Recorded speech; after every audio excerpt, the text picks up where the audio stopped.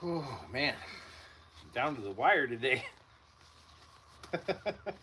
Holy shit. I had so much stuff to do.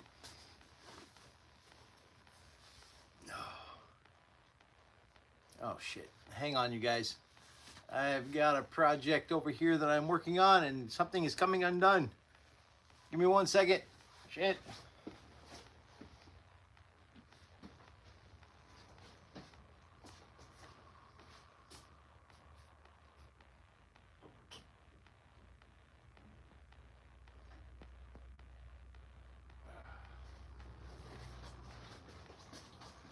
Sorry about that, guys. I put some stickers on this bat just a minute ago and I forgot to put the rubber bands on to help them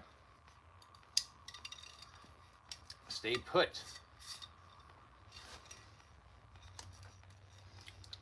So I got a clear coat over it.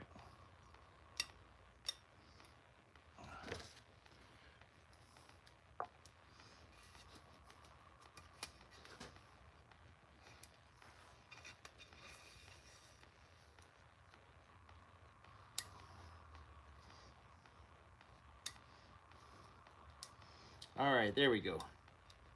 That should keep the decals in place while I'm doing this. I've got to finish putting those stickers on after I'm done, and then I got to give it a clear coat afterwards.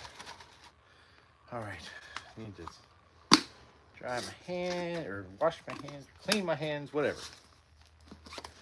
My hands are dirty.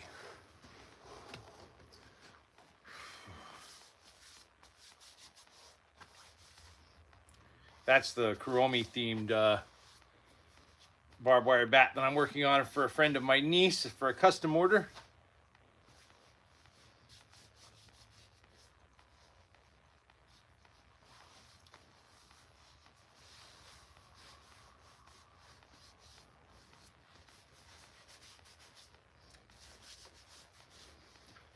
Oops. Oh, whoops. I missed the trash can. There we go. What's up, everybody? Welcome to a Friday staining. It's the end of the week. What are you guys up to?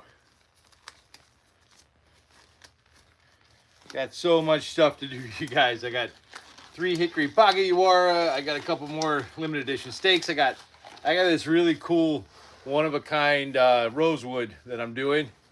A couple of Kamaru daggers, a Maori dagger, Musashi ore waster, short sword waster, a long vampire stake to stain. I've got a big spiked club to stain, and I got some cosplay prop Leonardo katana that I gotta paint up. Hey, what's up, Harvey? You working, huh? Hey, what's up, Os?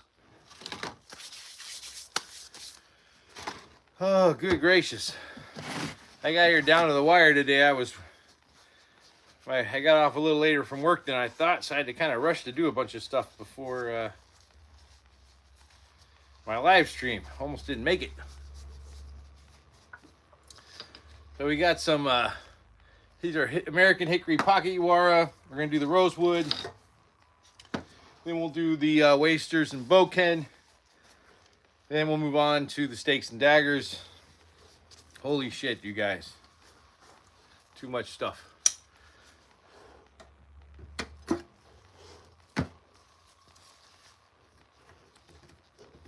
Oh yeah. Gotta put these in here first. Oil up the holes. You gotta oil up your holes, guys. Oiling the holes is important. Nothing worse than a dry hole. I'm sorry. I'm sorry.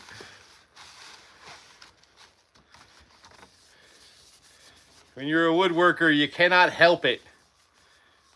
It just happens. Yes, I do sell these, Harvey. Yeah, I have a shop, Warrior Wooden Props. It's on eBay. You can find the link in my bio link tree on here and on Instagram. Or you can just go to eBay and search for a vampire stakes, and you'll probably find my shop pretty darn quick. I have like the largest selection of vampire stakes on eBay, but The name of my shop is Warrior Wood and Props, same as my YouTube name, so not too hard to find. Just don't go to warriorwoodandprops.com. That's my shop's website. It is not functional because Shopify sucks.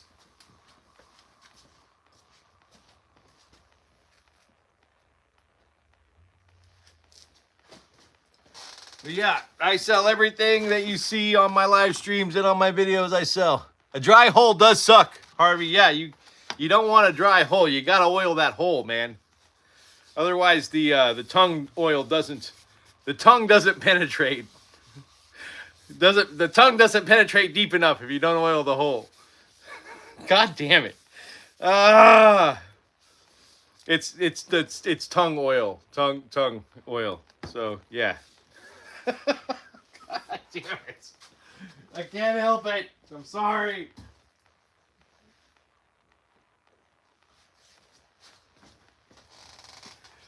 I have a weird life.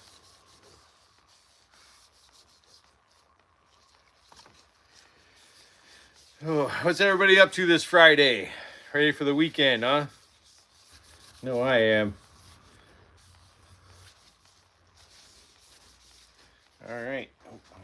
Close that. You don't want to, if you're working with tongue oil, it's important to keep it closed because tongue oil starts to oxidize as soon as it hits the air.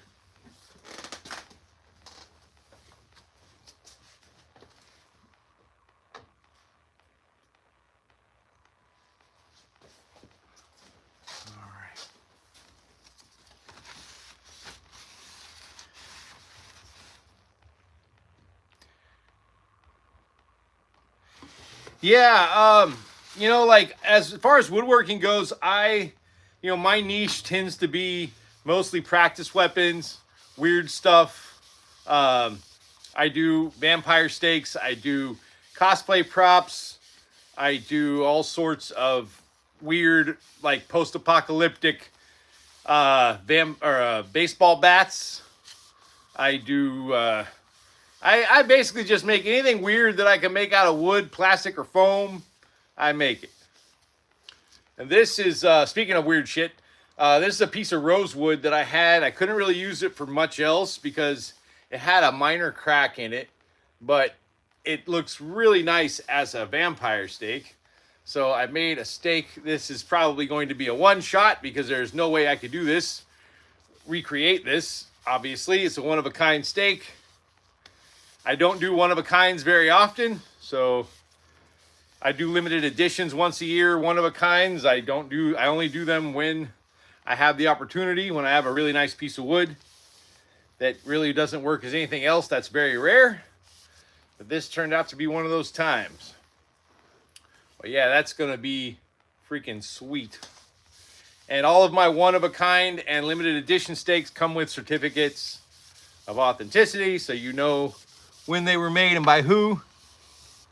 Yeah, the rosewood is gorgeous. It's a really strong wood.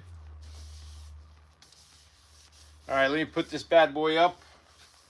Oh, man, I'm going to have to wipe this down. I sanded this one to 2000 grit, so it is super smooth, but it also means I got to make sure I wipe it down about 5 to 10 minutes after I oil it so that there aren't any smudges or fingerprints or bubbles in it.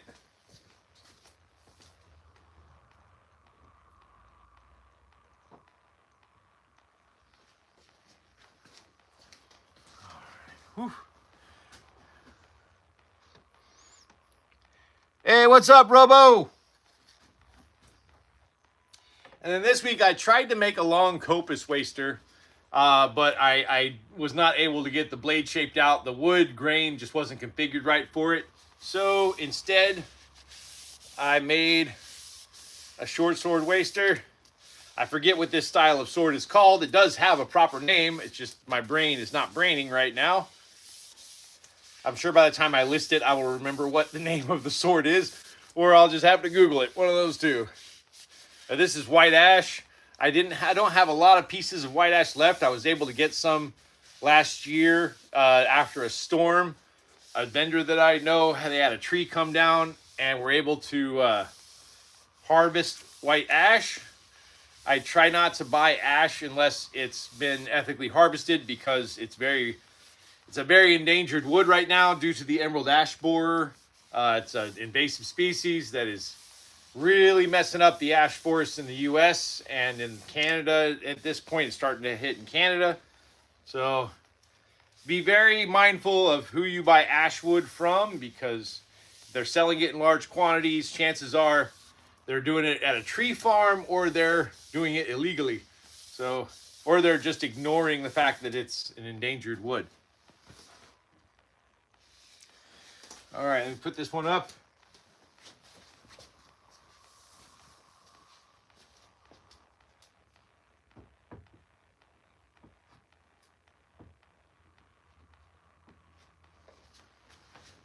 For those of you who are new, I'll be doing this a lot of going back and forth. I apologize. It's just probably need a new rag. My drying room is back there. I should say my finishing room, but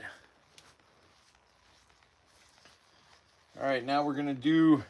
I made a Miyamoto Musashi ore style bokken out of some hickory that I have. This is another one I don't make super often. The ore style bokken is very beefy. It's a pain in the ass to sand. It's a very wide blade. And I don't think I put enough tung oil on that rag.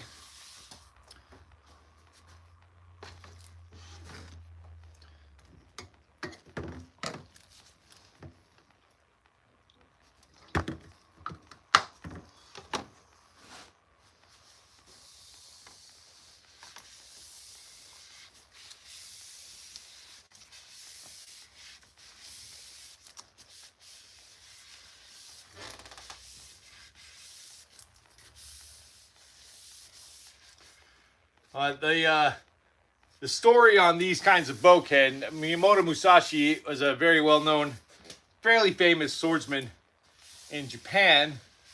And on the day he had a duel with Sasaki Kojiro, he he stayed up the night before with a friend, like actually literally did that, and ended up waking up late for his duel, ran out, got on the boat, because it was supposed to be out on a sandbar. He got on the boat, realized he forgot his sword, so he borrowed an oar from the boatman and carved it into a bokken and fought Kojiro with it and killed him. Caved his skull in with a wooden sword. And so that's how that went down. And now we get the ore style of bokken.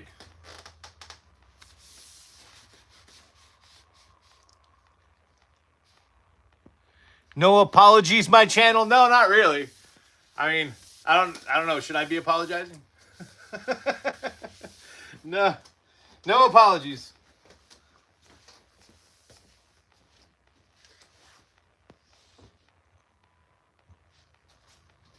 And, well,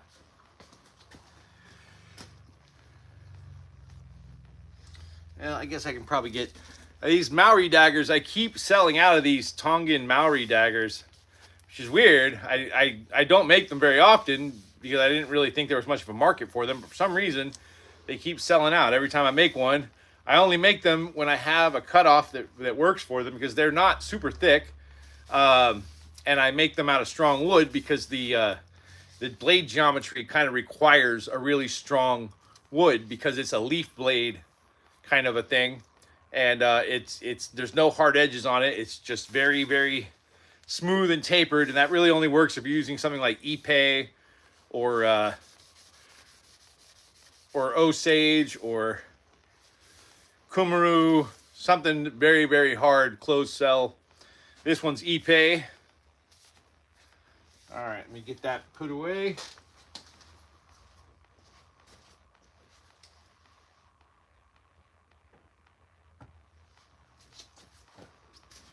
I made the mistake of putting a box of stuff that I had painted in front of my dry area. That was not very smart of me.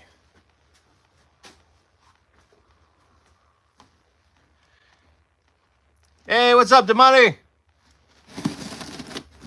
Thanks for hanging out with me this afternoon.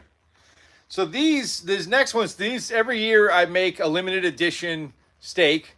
These are the stakes I'm doing this year. They're made out of ipe wood. They have a little pommel, bellied handle, and conical tip. I only make so many of them, and then I never make that type of stake combination ever again.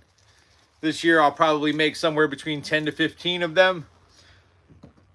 This is number 5 and 6 of this year's series. These are not available for sale yet. They probably won't be available for sale until the first week of March. Right? You love those moments.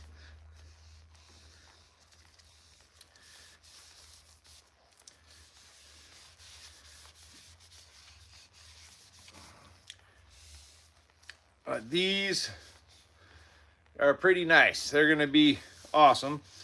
But yeah, I will make probably, I was thinking about making 13 of them this year just to kind of be funny. I don't know. We'll see. But yeah, once you have one of these, I will never make this style of stake with this type of wood ever again. And I do that every year for my limited edition. Last year, I only made 2 because I had a mistake with the wood that I had got with it. I thought I had a bunch of Palfero wood when I found out I had a bunch of Kummeru wood. So I ended up only making a couple. All right, let me put these up.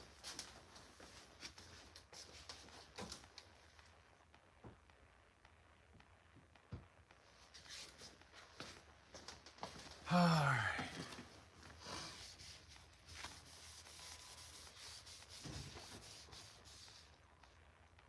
These, I mean, no, I mean they're already handles. No, I don't handle wrap the limited edition ones. They just come as they are. I want them to be. I kind of consider these like a piece of art in a way. So I don't really mess with these. I do put handles on some things, like these daggers that I'm about to do after this. The vampire stake over here. The Iwara that I did, I'll be cording those. Which, by the way, I do all my finishing work on Sunday mornings at 7:30 a.m. Eastern Time. If you're awake at that ungodly hour, I'm usually on for an hour to 2, sometimes 3 hours. It depends on how much stuff I have to get done. I actually have a lot to get done this week, so it's probably going to be a fairly long live stream this Sunday. There we go.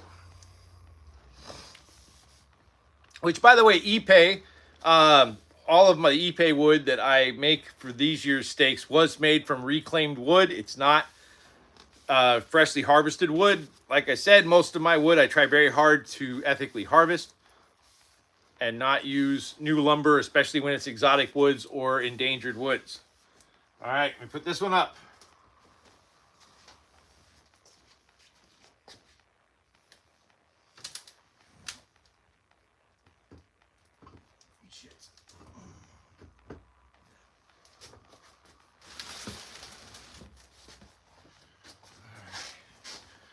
Whew.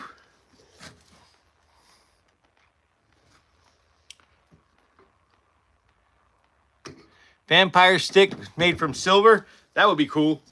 I actually do have plans in the future to buy a smelting kit so I can smelt silver and make silver tipped stakes. That is on my future to-do list. I haven't gotten there quite yet, but I am planning to do that at some point. Probably for when I do finally get that, that'll probably be the limited edition stakes for that year will be silver tipped. I obviously won't be able to do that super often, and they will not be cheap because, you know, silver, not cheap. All right, there we go. These are assassin daggers. These are made from Kummeru wood. Super strong stuff, by the way. Kummeru wood has a Jenka hardness of about 3,200 to 3,700 pound force. I know these look very thin, but this is an extremely strong wood. If any wood is going to hold up as a dagger, Kummeru wood would be the wood. I've made a few different styles of daggers out of these laminate pieces that I have. they're not laminated, but they're used for lamination. I just don't ever really do that because I don't find it useful for the kinds of stuff that I make. But I have impact tested the tips on several different types of daggers made from Kummeru, and they hold up. This stuff is strong as shit.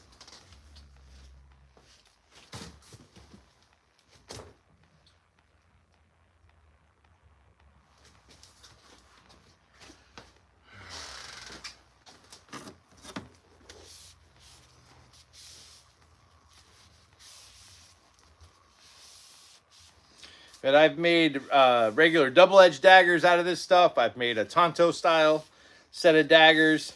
I always sell these in sets of 2. This set will be assassin style daggers. Oh, you made collie sticks out of a hedge tree? Yeah, fire is good, especially if it's a green wood. You know, it's funny, I get customers every now and then who insist on me fire hardening their stuff. And I try to explain to them that like fire is good if you're using a green wood. I very rarely work with unseasoned wood. Every once in a while, but very rarely. It doesn't usually happen very often. So the fire hardening a wood that's already been seasoned and dried, you're not doing anything but charring the wood and taking all the moisture out of it and making it brittle. So only fire harden if it's green wood. If it hasn't been completely dried, kiln dried, or seasoned, then fire hardening works great. Highly recommend it then.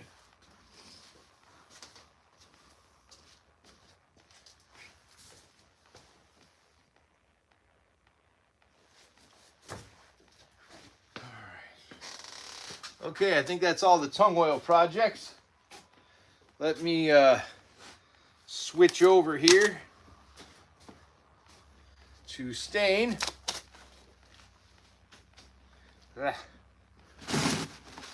And wipe this out.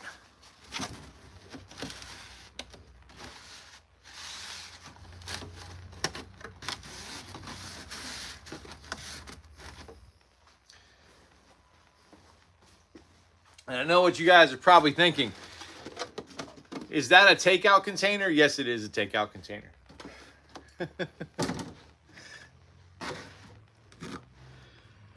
All right.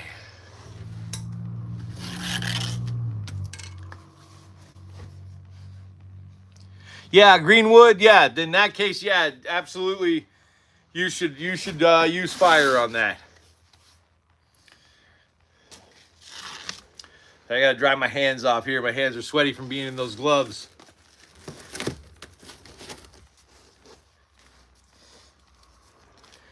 And it's really hard to put new gloves on when your hands are sweaty. My sweaty hands. I'm not gonna say it, you guys. I'm not gonna do it. They're my sweaty hands. Hey, what's up, Dave? How's it going? Yeah, whatever works, right, Harvey? What you up to, Dave? Talc? Oh, yeah, I have sawdust. That's what I just did. I basically wiped my hands with a towel that had a bunch of sawdust on it, so that will help my hands dry. I don't have talc, but sawdust, very fine sawdust, works just as well. For that purpose anyway. I wouldn't use it as baby powder or anything. I don't know, do people even use baby powder anymore? I know, didn't something come up about baby powder not being safe? I don't know. Can't remember. Something like that. Alright, so next up, I got this little vampire steak. This is from a reclaimed cutoff from a job site, so we're going to stain that up. It's going to get a handle wrap. I'm going to distress it and make it look kind of cool. And then I got this thing. This has been with me for a while. This was the first time, like this is from years ago, the first time I embedded spikes. This was my test.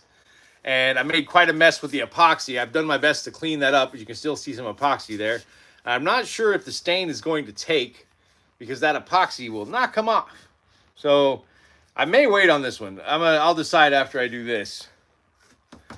I may save that one for next week so that we can figure out how to do this, because once I put stain on this, there's no unstaining it. So, but yeah, this should be fun. Can contain asbestos. Yeah, I hear that's not a great thing for anything to contain, to be honest with you.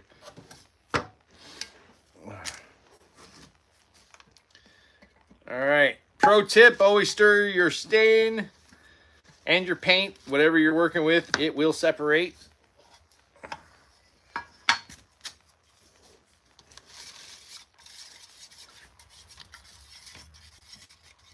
Have I tried 50 grit? In what context? Never shake. Yeah, stir, never shake. Shake. If you shake it, you'll get bubbles. You don't want to shake it. Especially stain. Stain, it's very thin.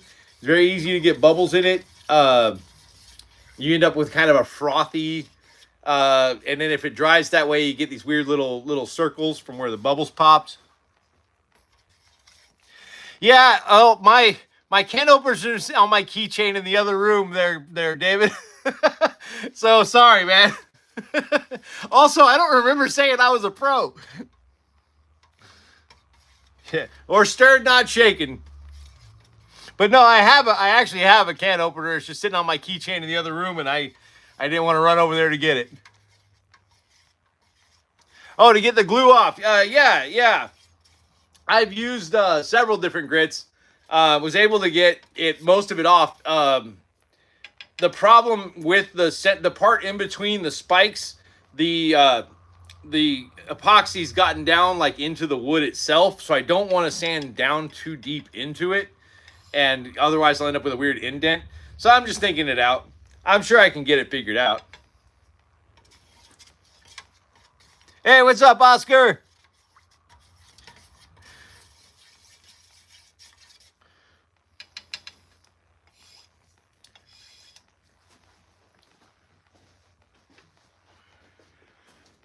Well, yeah, this knife, by the way, I've got to get this thing sharpened. This thing is dull as shit. Probably because I use it to do stuff like open cans.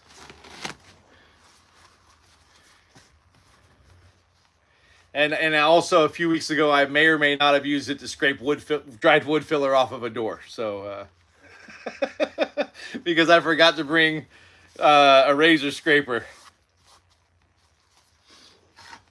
And I didn't have time to drive 30 minutes back to the shop to get it. So, all right, let's get this one stained up.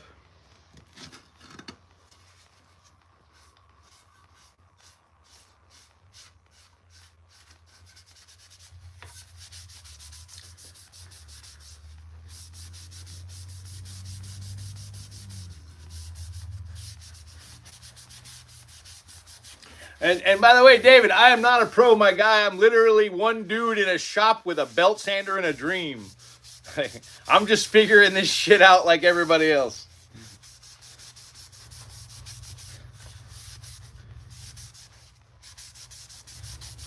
That's the fun part, though. That's like my favorite part of having this shop. It's just figuring out how to do weird shit. That's my favorite thing. I have 3 jobs. This is one of them. And I'm hoping one of these days this will be my only job. But for now, it's a side gig and I really enjoy it. Yeah, one project at a time for sure.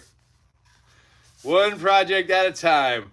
Like right now I'm making a Kuromi themed barbed wire baseball bat for a young lady in Texas.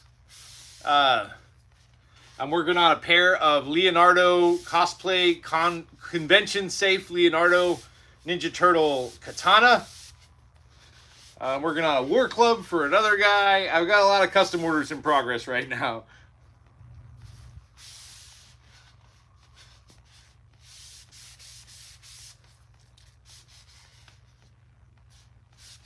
All right, there we go. And tomorrow, that'll get a handle wrap. It'll be nice. All right, let me put this up. I'll be right back. And then we're going to switch into painting mode.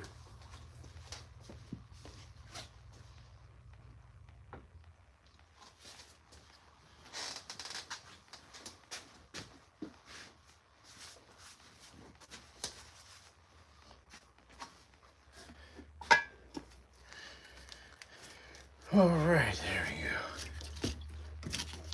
go.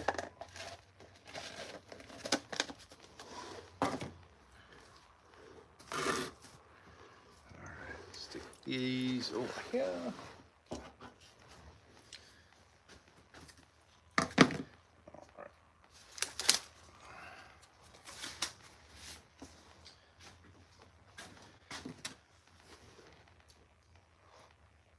The fact that I have orders makes me a pro? I don't know. Maybe it does, but I just feel like a guy who's just likes to make weird shit, and I love when people ask me to make stuff that I've never made before. Like, I really enjoy figuring out how to do stuff, like how to make an axe bat out of a saw blade, like a table saw blade, or how to, like, I made a machete bat for a guy a few years ago. It was awesome. I put a machete blade into a bat with spikes all around it. It was pretty sweet. I've made nail bats. I've made spiked bats. I've made barbed wire bats. I've made vampire stakes. Like right now, I'm working on Leonardo katana. Which reminds me, I'll be right back. I forgot the towel for these katana because I need to... Actually, you know what? I know what I'll do. We're going to use my painting blocks instead. So I want to have them up off of the surface here. So these are the blanks for the Leonardo katana. This is going to get painted with an aluminum paint to give the blade a metallic feel. The handle will get wrapped in a foam tape, and then I will epoxy caps and a Suba handguard onto it, and then the handle will get wrapped. Actually, I probably wrap the handle before I assemble it. I got to wrap the handle in some brown tape and give that some decoration to make it look more like the... I'm basing these off of the old school 80s and 90s cartoon. So just a warning, guys, I am down to 10% battery on my phone and I don't have my charger. So this live stream may get cut off. And if it does, I am very sorry. All right. No, we're going to turn that way. All right. How long have we been on? Only 30 minutes. Dear God, I'm running out of time, and I'm running out of battery life.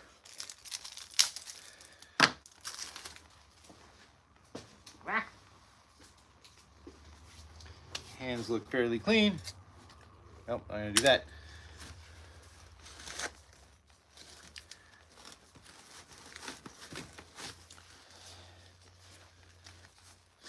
But yeah, you know, it's funny, Harvey.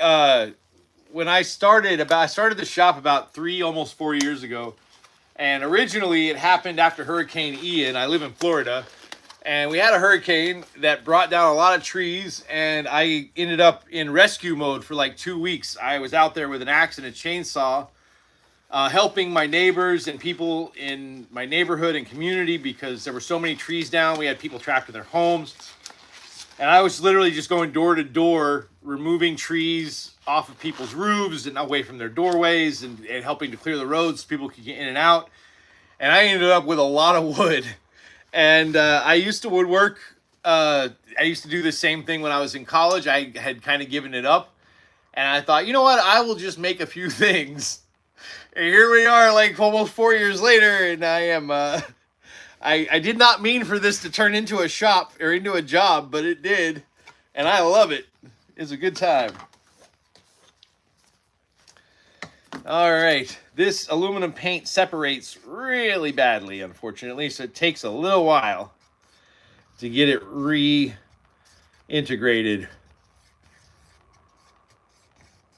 But we may be here for a minute.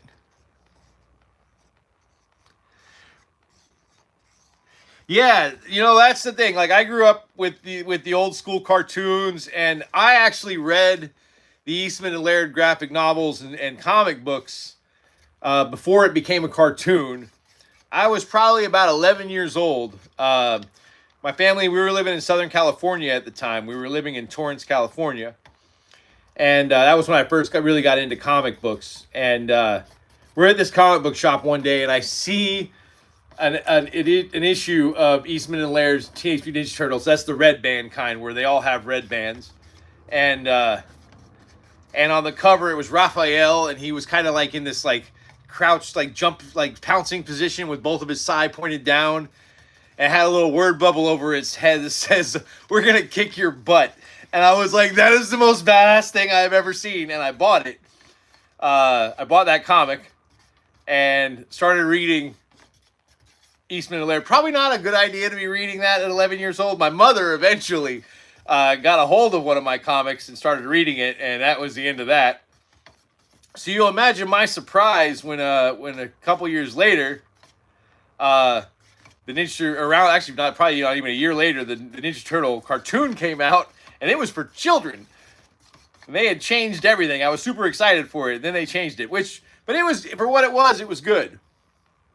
You know, it was meant for kids. The original Eastman and Laird Ninja Turtles, not for kids, you guys. Very, very violent, but pretty awesome. But I've got these guys, Dave Lozano, who you can find him on, Davey Lozano, you can find him on Instagram and YouTube. He does a lot of cosplay. He does a Donatello cosplay. He does Deadpool. He does Iron Man. Guy's an amazing cosplayer. But anyway, he first came to me wanting a Donatello staff, so I made a Donatello staff for him. And then he's like, hey, I got this other guy in my crew. He does Michelangelo. Do you think you could do some con-safe nunchucks? Because he obviously can't take his nunchucks into the conventions. So I made a pair of two sets of plastic and foam Michelangelo nunchucks that were based off the cartoon for him. Then their Raphael guy needed a set of sai, so I made some rubber sai for the Raphael. And I have been trying to crack the code on these Leonardo katana for a while. They can't be made out of wood. That would have been way easier. And I've tried different types of plastics. I've tried different types of materials. I've tried different thicknesses, different lengths. Finally, I think I got the right length, and I finally think I got the right length and thickness for these. That was way too much paint on my brush. I way overloaded that. That was not my intention. That's all right. We're going to spread this out. It's going to be okay.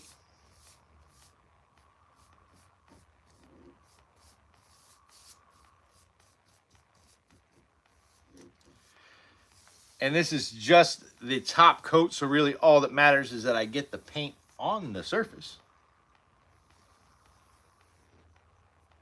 But we don't want our drips, which is what we got. So I want to flatten those out so that when I do the coat on the other side, that's not an issue.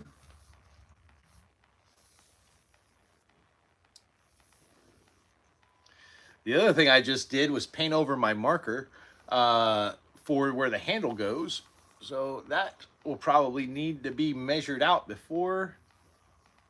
I think I did a 10-inch handle, but I'm not entirely sure. All right, let me make sure I don't set the wet paint down on the paint block. There we go. So when you do brush on paint, one thing you want to do is you want to run your paint from one end to the other so that you don't really see the brush strokes. Gravity will take care of the brush strokes for the most part, but what you don't want are start and stop points, because gravity will not take care of that. So give me 1 sec. Let me get my tape measure real quick. Just want to make sure I measure these handles so I can remember I did an 11-inch handle. Okay. That's right, because these are Ninja Toe. So Ninja Toe have longer handles.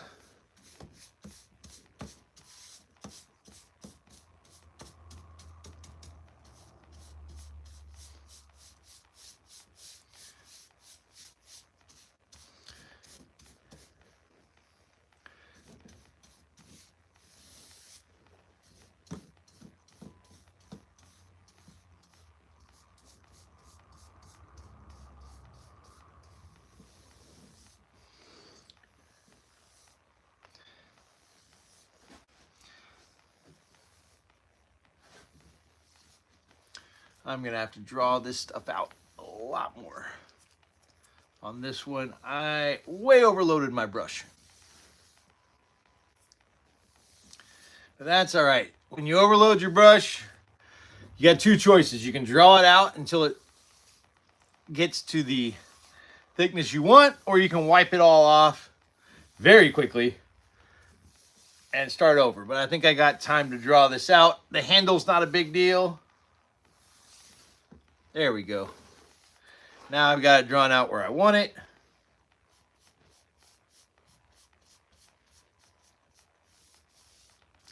Just want to do a quick run over the edge here so that I know I don't have any drips. There we go. I know these look ugly right now, but I promise they'll look better. There's a method to my madness, I promise.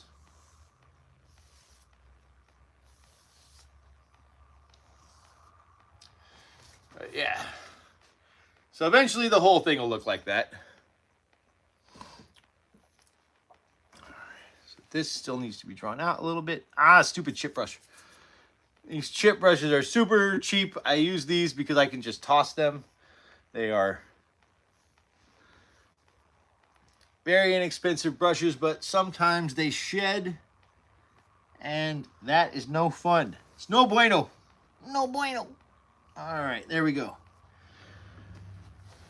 All right. And then tomorrow at some point in the morning, I have to come back in, flip these, paint them, and I've got to clear coat this baseball bat that I'm about to finish. I don't know if my battery is going to last long enough for you guys to hang out with me while I finish the Kuromi bat, and I apologize for that.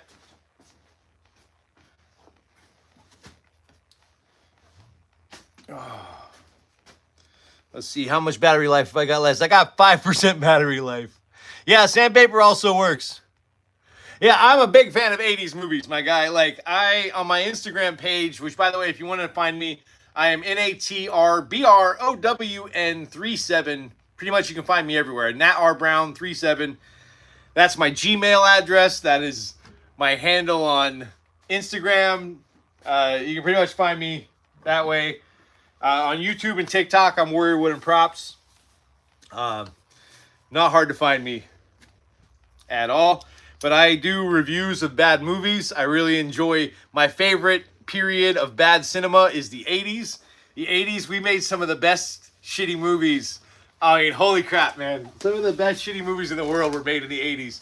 And some in the 90s, but mostly the 80s. Occasionally the 70s. And then unfortunately, then you get to the 2000s and it just goes downhill because everyone started making bad movies ironically and it got stupid. I don't like a bad movie where somebody was like, you know what, I'm going to make a bad movie. That's terrible. What I love is when someone puts blood, sweat, and tears into a movie and still comes out with a steaming pile of garbage. That is the best. But yeah, sandpaper will also work. If I come in and these look like shit, tomorrow they will get sanded and repainted. But I don't think that's going to happen. I think we're good. I think we're all right. We'll see what it looks like tomorrow. But you guys... Let's see. I got 4% battery life. So if you've got questions, now is the time to ask them because I've got about probably 2 minutes before I got to shut this phone off. Let me put this up because I gotta put stickers on this Kuromi bat. And if you guys want to see that, so let me make sure my hands are clean. Hang on before I do that. I can at least show you guys the Kuromi bat today before I go. I'm very sorry. I will remember to keep my phone charger with me in the near future on Fridays moving forward because I completely forgot to do that. And my phone is dying. So probably should remember to charge my phone since that's what I use to go live most of the time. I have my MacBook, but I did not bring it in here. I usually go live on my phone because for some reason more people seem to show up when I go live on my phone. I've gone live on my Mac before and no one ever shows up. So, all right, my hands are clean. Let me go grab this. So this is still a very much in progress bat. This is going to be a Kuromi themed bat. The rubber bands are just there to help the stickers adhere. And then tomorrow, this will get a clear coat over the stickers. And it's going to have black and gold barbed wire wrapped around here. And it's going to get a lavender purple suede handle wrap. So it should look pretty sweet by the time I'm done. Right now, it's still in progress. But I have made all sorts of crazy ass bats. It's kind of the thing I'm known for, my battle bats. If you've ever wanted a weird ass baseball bat for the zombie apocalypse, I am your guy. I can make it. But all right, folks, I am almost out of battery life. I'm down to 3%. So I'm going to go ahead and call it good. Thank you guys for hanging out with me on Friday staining. I will be back on live Sunday morning at 7:30 a.m. Eastern time for Sunday finishing work. I'm always live 7:30 a.m. Eastern time for that. You can see all the stuff that you see today, for the most part, will be getting finished on Sunday. We'll be handle wrapping and doing all the final touches on stuff before I post it to my eBay store. Anyway, like I said, if you need to get in touch with me, links to the shop's in my bio, or you can find me as NATRBROWN37 at Gmail, Instagram, pretty much anywhere. I am NetRBrown37. All right, you guys, I'm out of here. I'll see you on Sunday. Have a good weekend.